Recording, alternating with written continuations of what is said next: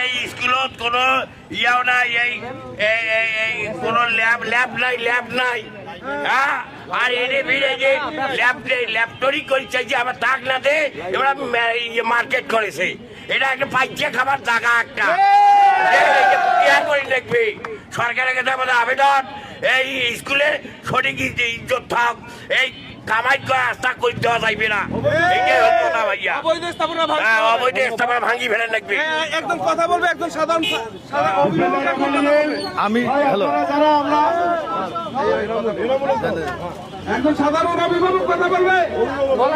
আমি একজন এই স্কুলের অভিভাবক।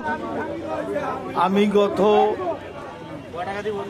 12 বছর আমি ঢাকায় অবস্থান করি। 12 বছর পর দেশে আসি। আমার মেয়েকে ক্লাস 9-এ ভর্তি করাছি এখানে। আমার কাছে টাকা নিয়েছে 1800। আমি বললাম যে আমি তো দীর্ঘদিন থেকে ঢাকায় অবস্থান করি, আমার কাছে এবিলিটি অনেক কম, একটু কম করে নিয়েন।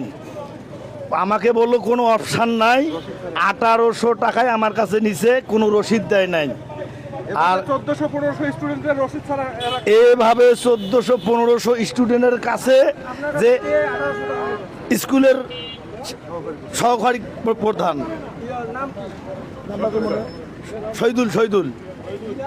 শহীদুল এখন এই স্কুলের যে একটা ঐতিহ্য, এই স্কুলের দিনকে দিন ঐতিহ্যটা নষ্ট হয়ে যাচ্ছে। এই দেখেন পেছনে বিল্ডিং উঠাচ্ছে, এই বিল্ডিং দিনকে দিন এটা কি স্কুল?